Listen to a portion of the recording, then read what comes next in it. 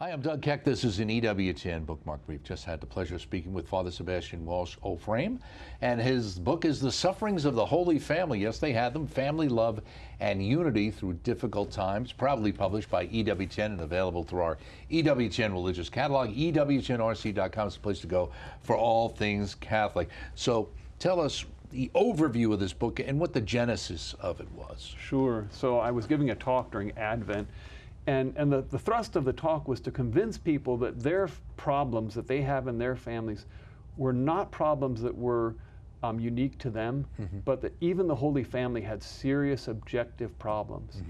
And so I start off by pointing out it's a sobering thought that the holiest marriage in human history almost ended in divorce. And we have to stop and ponder that. Mary and Joseph had such serious problems objectively that Joseph almost divorced his wife. And it took an act of God to prevent that from happening.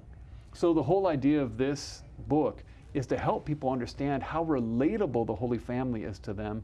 You will find no family that is more objectively dysfunctional than the Holy Family. And yet, what makes them the ideal family is how they responded interiorly to these outward objective problems in their lives. But what would you say to somebody, oh, well, you're pointing out all these foibles and problems, you're tearing down, our belief in these people, who God and his mother, what we revere. Yes.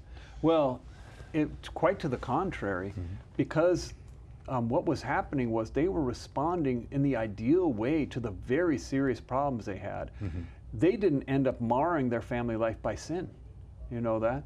And so therefore, in fact, I'm giving even a stronger reason to revere them, right? What makes a saint is not that they live their life floating in, in contemplation and having miracle after miracle to prevent them from any suffering.